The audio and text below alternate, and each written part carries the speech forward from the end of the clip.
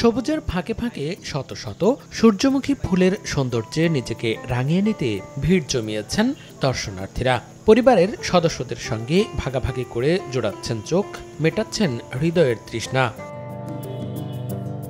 শহরের খুব কাছাকাছি হওয়ায় এই সূর্যমুখী ফুলের বাগানে প্রতিদিনই বাড়ছে প্রকৃতি প্রেমীদের ভিড়।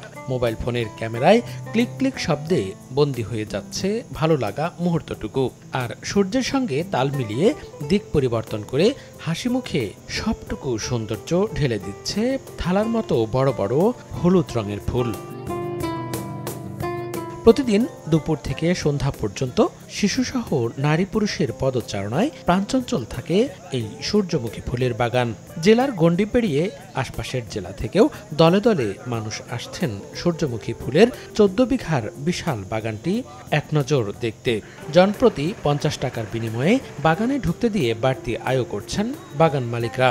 আমি আসছি এখানে, আমার ফ্রেন্ড আসছে, ও ছবি ফটোগ্রাফার, তো ওকে নিয়ে আসছি কিছু ছবি ওঠানোর জন্য। অনেক ভালো লাগতেছে ছবি তুলতে, প্রাকৃতিক পরিবেশে অনেক সুন্দর। আমরা জামালপুর থেকে আসছি, আজকে রোববার অফিস থেকে ছুটি নিয়ে দেখলাম অনেকে ছবি তুলতেছে, ভিডিও বানাইতেছে, তাই আমি পাশাপাশি দুই একটা ছবি আর ভিডিও বানাইতেছি। অনেক দর্শনার্থী এসেছে বাগানটি দেখতে, তো আমাদের এসে খুব ভালো লাগছে, খুবই সুন্দর এবং মনোমুগ্ধকর। দূর দূরান্ত থেকে মানুষ আসতেছে, দেখতেছে, ছবি তুলতেছে।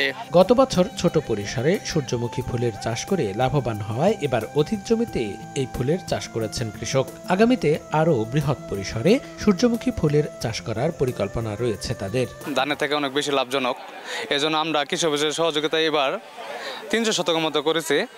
এতে যে পরিমাণ ফুল হয়েছে আর ফুলের যে পরিমাণ পুষ্ট হয়েছে, বোঝা যাচ্ছে এবার অনেক লাভ হবে। আর এবার যে দর্শনার্থীদের যে চাপ, এই জন্য আমরা একটা টিকিটের ব্যবস্থা করছি, এখান থেকে কিছু টাকা আমাদের ইনকাম হচ্ছে। এইবার আমরা 9 জন কৃষক 14 বিঘা জমিতে এই ফুল চাষ করেছি লাভের আশায়। আগামীতে আমরা আরও পরিমাণ কৃষক উদ্বুদ্ধ হব এবং ফুল চাষের পরিমাণ বেশি হবে। এবছর 14 বিঘা জমিতে সূর্যমুখী ফুলের চাষ করতে কৃষকের খরচ হয়েছে প্রায় 1,10,000 টাকা। ফসল বিক্রি ও দর্শনার্থীদের প্রবেশ ফি নিয়ে এবছর 3 লক্ষাধিক টাকা আয়ের আশা করছেন শেরপুর সদর উপজেলার নামাশেরির চরের এই বাগানের 9 জন কৃষক। সময় সংবাদ, শেরপুর।